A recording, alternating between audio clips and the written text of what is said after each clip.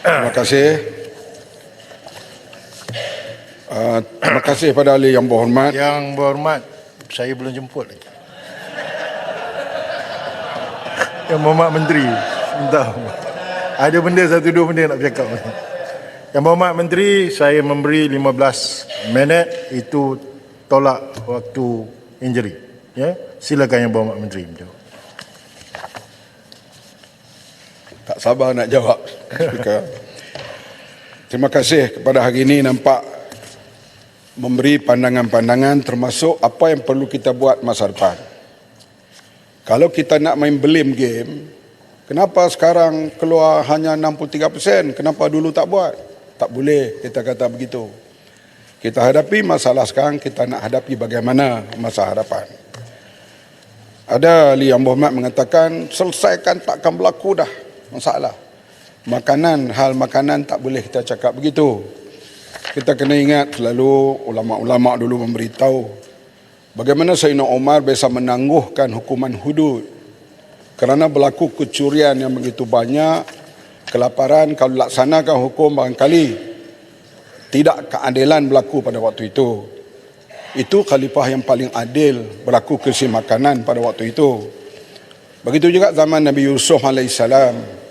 Bagaimana Nabi Ishak membawa keluarganya untuk minta gandum kepada Nabi Yusuf yang dianggap menjadi Perdana Menteri lah pada waktu itu, yang berjaya menyelesaikan masalah pertanian di Mesir.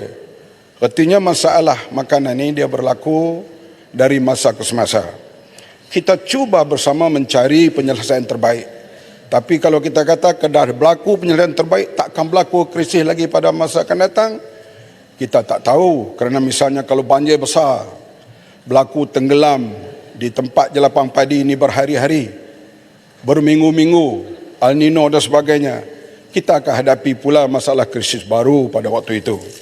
Oleh itu, cadangan-cadangan untuk masa depan itu kita ambil perhatian dan kita jaga bersama. Sebab masalah makanan ini, keterjaminan makanan ini dihadapi oleh seluruh dunia sekarang. Saya sebut tadi, England itu guru dalam bentuk segala ekonomi dan sebagainya. Tapi mereka menghadapi inflasi 11% sekarang. Jerman 7%. Jadi kita hadapi masalah, kita akui tak ada masalah, kita ada masalah. Tapi inflasi kita masih antara 3 hingga 4%. Ini yang perlu kita lihat secara keseluruhan. Titi Wangsa memulakan ucapannya mencadangkan supaya diberi kebebasan kepada pro perniagaan. Kita tak boleh kongkong sampai bila-bila. Oleh itu dicadangkan supaya misalnya harga padi dan sebagainya dapat shilling daripada tadi 1,200 diangkat kepada yang lebih tinggi. Begitu juga bila harga beras nanti dicadangkan berada di sekitar RM3.20 untuk 1 kilo, yang sekarang RM2.60. Ini akan menyebabkan para pengguna akan merasai kenaikan harga itu. Beliau mencadangkan supaya B40 ini dibantu oleh kerajaan. Sebab kita nak menggalakkan penanam padi mendapat pendapatan yang lebih, dan juga pengilang padi juga tidak begitu merasa sengsara sekarang. Pengilang-pengilang yang kecil banyak yang tutup dengan perlawanan harga yang dinaikkan sampai 1,700. Maka kita lihat cadangan ini amat baik.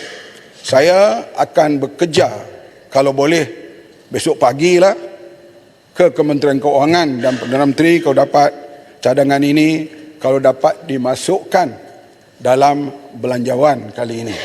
Ini cadangan yang baik yang boleh kita dapat melihat kestabilan yang akan berlaku kepada cadangan ini. Sebab sekarang ni hak keterjaminan makanan kita share dengan berbagai kementerian. Kementerian Pertanian, Kementerian Kos-Sara Hidup, Kementerian Ekonomi, Kementerian Keuangan yang paling utama. Ini yang kita letakkan. Tapi sebarang usaha untuk membantu para petani untuk meningkatkan pendapatan mereka, kita amat bersetuju. Saya sebut tadi SSR beras bagi tahun 2022 adalah 62.6% berbanding 65.2% bagi tahun 2021. Ini diperolehi berdasarkan jumlah pengeluaran beras pada tahun 2022 adalah 1.575 juta tan. Artinya berlaku sedikit kemerosotan pada tahun ini akibat daripada kurangnya penghasilan yang berlaku kepada toyan padi pada tahun ini. Fahma saya dah sebut tadi, Yang Berhormat dia adalah sikit nak bagi pandangan sikit. Terima kasih Yang Berhormat Ketua Raja. Saya rasa bersama perasaan dalam keadaan ini. Saya nak cadangkan sekarang ni kita punya stockpile yang kita simpan 250,000 tan yang mana memakan masa 6 bulan. Tetapi bila 4 bulan kita nak kena keluarkan, kalau tidak dia akan jadi habuk. Jadi saya nak cadangkan selepas ini Yang Berhormat Ketua Raja, kita simpan padi ni dia boleh tahan sampai 4 tahun. Bila kita menghadapi krisis, kita keluarkan, kita mesin, kita keluarkan, jadi kita boleh dalam masa sebulan tu kita boleh tampung masalah yang kita hadapi. Ini pandangan saya lah Yang Berhormat daripada Ketua. beras itu dia tak simpan sampai 6 bulan, dia ada rotation dia. Kalau dah simpan, yang lama dikeluarkan, pasaran kemudian dibawa simpanan baru supaya dia tak naik bubuk. Itu yang dijalankan sekarang ini. Jadi saya kata tadi iaitu kenapa beras putih ini kurang di pasaran, kerana ia dah diambil, diserap secara besarnya untuk tadi asrama polis, asrama pelajar, hospital, tentera dan sebagainya. Sekarang kita minta tempat-tempat itu pakai beras import dengan kerajaan memberi sedikit subsidi supaya beras tempatan ini dapat berada dalam pasaran lebih banyak, terutama untuk golongan B40. Kita sebut tadi pada 20 September program khas beras putih tempatan sehingga 8 Oktober 708,978 kampit 10 kilo telah diedarkan di seluruh Semenanjung melalui rantaian peruncit seperti Pasaraya, Premis Outlet Fama dan LPP. Pasaraya 423,816 kampit, Fama hanya 109,829 kampit, LPP 60,240, pemborong 115,000. Ini menggambarkan Fama dan LPP hanya diberi panan dalam tempoh intervensi. Sebab kita ketahuilah kalau berlaku kekurangan di kawasan pendalaman, siapa yang cepat kita hubungi? Maka Fama. Bila Fama pula kita tahu agensi kerajaan, mereka tak berdasarkan kepada keuntungan, dia berdasarkan kepada servis. Walaupun begitu, nak hantar semua perlu minyak, perlu sebagainya, maka kerajaan akan menanggung kos pengangkutan itu. Sebab itu antaranya kita guna agensi ini hanya untuk intervensi sementara. Boleh mencelah sikit? Boleh sikit kat pandangan Kota Raja berkenaan dengan kenyataan Paguh di Pelangai yang nyatakan bahawa tindakan bodoh mengarahkan Bernas untuk Fama untuk mengedarkan beras seluruh negara. Saya tak mau komen lah itu. Komen di luar parlimen, kita jawab di luar parlimen lah. Kita akan jawab hanya yang berlaku dalam parlimen ini. Kota Raja, saya nak celah sedikit. Sabak Bernam. Tanjung Karang. Oh, Tanjung Karang memang benda banyak. Sebagaimana kita tahu, Bernas telah dipertanggungjawabkan untuk menguruskan soal beras di dalam negara kita sejak daripada diambil alih daripada Lembaga Padi dan Beras Negara. Tapi kita lihat dalam krisis kekurangan beras putih tempatan yang kita hadapi sekarang, kita tak dengar pun Bernas bersuara. Di manakah tanggungjawab dan peranan Bernas itu sendiri? Sehingga kan proses pengedaran beras, sepatutnya mereka ada 32 stockpile warehouse yang mana sedia diedarkan beras ke mana-mana saja dengan network yang telah dibina selama 30 tahun. Kenapa mereka tidak berperanan dan kenapa Fama dan LPP pula terjerumus untuk mengedarkan beras? Terima kasih. Tidak terjerumus, intervensi. Sementara kalau lagi berat, mungkin kita boleh guna rela. Artinya Kenapa Bernas tidak berperanan sekarang? Pernas berperanan, peranannya mengimport dan juga berusaha, dan mereka jenis bukan buat kenyataan akhbar, mereka bukan badan politik seperti kita yang banyak membuat, mereka badan perniagaan dan juga terlibat dalam obligasi sosial. Kuranglah mereka buat kenyataan. Kita ni sebab orang politik, kita buat sikit, kita nak beritahu kat orang macam arau. Kalau tidak, siapa nak tahu kerja kebajikan yang kita buat. Kerajaan menetapkan harga lantai belian pada RM1,200 sejak tahun 2014. Penetapan harga lantai ini adalah bagi memastikan petani mendapat harga padi yang berpatutan sebagai tanda aras pada waktu itu. Kita lihat sekarang ini, misalnya beras kita, ini tahun 2008 yang RM2.80 sekilo ini, RM2.60. Ini tahun 2008. Adakah perlu dikaji semula? Saya kata perlu. Sebarang kenaikan ini dan melibatkan kos dan sebagainya. Kalau nak beri subsidi pada B40, kena bincang pula dengan pihak Kementerian Ekonomi dan Kementerian Keuangan. Saya akan segerakan bincang perkara ini supaya harga lantai ini dapat dikaji. Saya tak boleh kata yes, saya akan setuju. Tiba-tiba esok ni pihak Menteri Ekonomi dan juga Menteri Keuangan kata no, kita tak ada kemampuan lagi.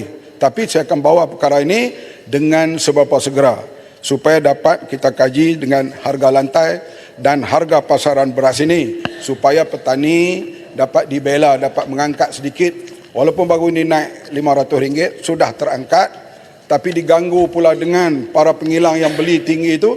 Tiba-tiba mereka beli pula rendah sekarang ni RM1,250. Dia beli pula harga, menyebabkan para petani marah, para pengilang pun rasa tak berapa sesuai dengan harga yang ada sekarang. Menteri, mohon sikit. Pak Bunta tanya sikit. Pak Bunta dulu ya. Lepas ni sikit ya. Saya minta juga sikit. Okey.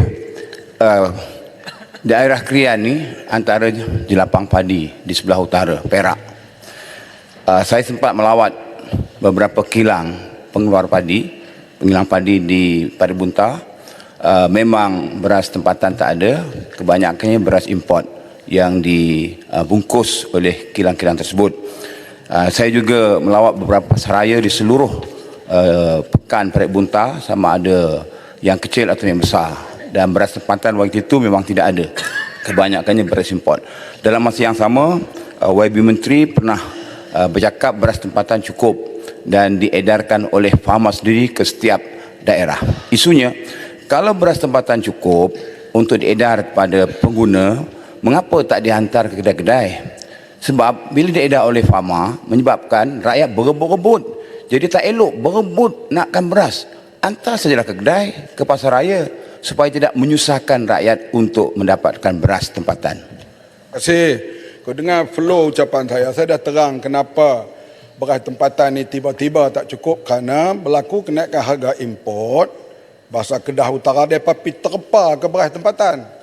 Sebelum tu beras tempatan, misalnya ada Maidin memberitahu sampai dia kena hantar balik. Artinya orang tak beli waktu itu sebab orang syok beli dengan harga beras import. Kalau tinggi pun tak banyak mana, tapi kalau naik beras import sampai RM40, RM45, maka mereka serbulah beras tempatan. Itu yang jadi shortage itu, dan sekarang kita cuba seimbangkan dengan berbagai intervensi yang dibuat. Cuba kita seimbangkan pada waktu itu.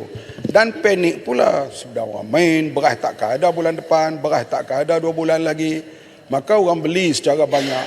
Maka menyebabkan berlaku shortage itu yang kita terpaksa tacklekan sekarang ni melalui berbagai intervensi. Yang berhormat sikit je. Saya ingin penjelasan sejauh mana, sikit je, sejauh mana rundingan yang kita telah buat dengan negara-negara pengeluar beras utama dunia seperti India, Thailand, Vietnam, supaya dia terus membekalkan beras dengan harga yang sesuai, yang tidak tinggi. Sebab ini penting kita tengok bagaimana negara Indonesia telah buat rundingan dengan negara-negara pengeluar utama dengan perjanjian 3-4 tahun bekalan beras mencukupi untuk negara. Apakah usaha ini telah dibuat? Terima kasih Rantau Panjang. Baru ini mesyuarat Menteri-Menteri Pertanian ASEAN di Kuala Lumpur, saya menjadi tuan rumahnya, dan di antara negara yang memberi jaminan kalau kita hadapi masalah beras sekarang ini, mereka bersedia untuk bertindak segera iaitu Kampuchea, Vietnam dan juga Thailand. Dan mereka kita minta bagi harga yang berpatutan, dan memang dalam kerjasama itu di mana dalam negara ASEAN sudah ada persepahaman, iaitu utamakan negara ASEAN daripada negara-negara lain. Ini understanding yang dibuat dalam minggu lepas, bukan dengan perjanjian tetapi satu understanding dalam ASEAN ini, kerjasama cukup baik antara satu negara dengan satu negara ASEAN. Ya, terima kasih. Sedikit Yang Berhormat Menteri, Menteri Speaker. Sikit ya, masa speaker. Saya mohon penjelasan Pak Menteri. Tadi yang Menteri sebut antara punca kekurangan supply beras tempatan kerana dibeli oleh premis-premis kerajaan. Jadi saya nampak saya kurang bersetuju lah ya. Kerana jumlah mereka perlu disebut berapa tan metrik yang telah diguna oleh premis-premis kerajaan berbanding dengan isi rumah kita yang sangat lebih besar, lebih sejuta tan ya. Jadi perlu dijelaskan kerana kita lihat langkah intervensi kerajaan memberi 400 juta subsidi itu, saya takut tak dapat nak menyelesaikan masalah untuk jangka panjang dan menyebabkan petani tadi ni yang menuntut supaya ada harga lantai, harga padi 1,500 itu kita tak dapat nak pertimbangkan kerana kekangan keuangan kita. Terima kasih. Saya sebut tadi, langkah kita nak membanyakkan beras tempatan di pasaran, iaitulah agensi kerajaan tadi kita minta guna beras import. Maka kerajaan membantu atas beras import itu untuk beri kepada agensi-agensi kerajaan ini. Lebih daripada 5% yang digunakan beras tempatan di situ. 5% ni kalau masuk dalam pasaran, maka dia akan lebih banyak kepada B40 untuk membeli beras yang RM26 itu buat masa sekarang. Ya. Muar. Sedikit saja. Terima kasih. Terima kasih Yang Berhormat Menteri. Saya kena ucapkan terima kasih kepada pejabat menteri dan juga kementerian kerana memberikan muar data terkini berkenaan jumlah agihan beras di pasaraya. Tetapi apabila saya turun ke pasaraya ini, apa yang dikongsikan di atas kertas dengan pelaksanaannya sangat berbeza. Saya beri contoh. Ada yang dikatakan pada satu pasaraya mereka disalurkan 50 ke 100 paket 10 kilogram beras pada 2 hari yang lepas. Tetapi apabila saya lawat pasaraya tersebut dengan kertas yang datang daripada pejabat ataupun kementerian, mereka kongsikan bahawa tak sampai 20 paket beras pun. Dan apabila saya lawat pasaraya lain, mereka kongsikan perkara sama. Apa yang dilaporkan di atas kertas, pasaraya ini menerima 100 kampit, 200 kampit, 50 kampit. Tetapi apabila saya turun dan tanya, mereka kata tak sampai 50% pun apa yang dijanjikan sampai kepada mereka. Maksudnya daripada sudut atas kertas dan pelaksanaan itu bermasalah. Saya ingin cadangkan satu perkara Yang Berhormat Menteri. Kalau nak harapkan penguat kuasa saja, saya berjumpa dengan mereka yang turun ke muar, sangat sedikit jumlah dan saya kesian kepada mereka. Tetapi jikalau kementerian boleh kongsikan data transparansi, maksudnya kepada semua ahli parlimen supaya kita tahu berapa yang telah disalurkan, berapa paket beras di Maidin, berapa paket beras di pasaraya ABC, supaya kita boleh tinjau menggunakan data terkini, dan di situ kalau dapat kongsikan kepada umum, rakyat boleh lihat. Di situ saya rasa lebih banyak ketelusan akan berlaku. Terima kasih. Terima kasih pandangan dan saranan daripada muar itu. Dan saya juga mintalah, dalam suasana begini, jangan kita ambil undang-undang, orang kata in our own hand. Kita ada yang jawatan kuasa di tubuh sekarang ni, bahagian padi dan beras, PDRM, Kementerian KPDNK, Makis, buat report kepada mereka. Kalau nak serbu apa, biarlah bersama dengan mereka. Tak boleh kita pergi ke mana-mana kilang buat serbuan begitu dan ambil video pula serbuan kita itu, dan negara kita ni ada peraturan. Ada peraturan supaya kita jangan bertindak di atas undang-undang di tangan kita sendiri. Lepas itu kita tahulah, macam polis nak tangkap saya dulu pun dia kena tunjuk waran dulu.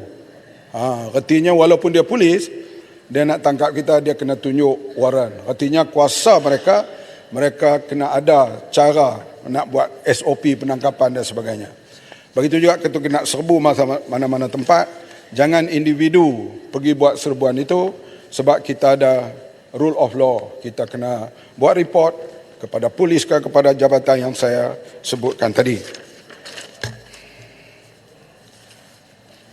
Dan banyak hari saya cakap secara umum lah. Secara umumnya iaitu mereka nak minta maaf sikit harga- Ahmad. Pasal saya cek dengan semua pok-pok sini, tidak ada orang yang pergi serbu. Yang kita tengok yang serbu cuma di pihak sana. Ketua Pemuda UMNO yang serbu. Adakah yang tu yang Muhammad maksudkan? Saya tidak mau menyebut sesiapa. Itu saja. Tapi saya nak secara umum. Sebab kita misalnya kita tak puas hati apa-apa pun, kita ada saluran-saluran undang-undang. Ini yang kita nak sebutkan di sini. Soal berlaku beras banyak di Arau sebut tu di Pelangai. Ini intervensi kerajaan Pahang dan sebagainya. Kalau ada nampak penyelewengan, langgar Akta Pilihan Raya, itu boleh buat report. Sebab kita nak pilihan raya, dah pilihan 2 tempat dah ni. Kuala Terengganu dengan Kemaman, kerana berlaku kes rasuah. Jadi itu yang sudah berlaku di Kemaman, dah berlaku di Kuala Terengganu. Nak berlaku di Kemaman kerana kes rasuah. Menteri. Jadi kalau di Pelangai ni kalau ada kes, buat report lah. Menteri. Bukan berlaku rasuah. Ada unsur-unsur rasuah. Kena betulkan tu. Tak apa, SPR dah buat keputusan, kena buat pilihan raya semula. Unsur dengan rasuah berlainan. Pada Yang Di-Pertua. Yang lain-lain saya akan jawab. Saya menghargai semua pandangan hari ini. Saya menghargai semua. Saya nampak betul-betul ahli parlimen ikhlas betul bagaimana nak menjadikan cukup beras pada masa yang akan datang. Soal berskala besar, teknologi baru, Sabah juga kena pindah akta supaya boleh terima benih daripada Mardi dan sebagainya. Maka kita akan sama-sama melihat jangka masa yang tak berapa panjang, cukup beras di Malaysia ni. Boleh kerajaan negeri kena bersama. 29 bulan ni saya nak pergi ke Besut. Jadi lepas Besut kena ada itu. Saya nak tengok macam mana tuai padi yang dibuat alas kincan di situ. Okey, sedikit. Sampai atau tidak yang kita nak 10 tan itu. Yang tu. Jadi cukuplah dulu. Setakat ini dulu. Baik, terima kasih Menteri. Sedikit Yang penjelasan. lain saya akan jawab. Menteri, silakan. Ucapan yang Muhammad hari ini yang terbaik. Kami semua, saya tunggu ni. Saya tunggu. Daripada pukul 2.30 sampai Yang tu sekarang. bagi Cuma yang penghabis tu yang Muhammad. sikit ni. Yang penghabis tu. Yang kata Ketua Pemuda pergi rempuh tu, kita setuju. Tapi katakan yang makan rasuah, Okey. saya tak setuju. Betul, yang betul. Baik, yang lain tu Duduk, saya bincang tak dulu. duduk siapa-siapa. Sedikit penjelasan. Cukup. Sikit Menteri saja. duduk lah. Menteri duduk. Setiap Cepat saat taruh silakan. je.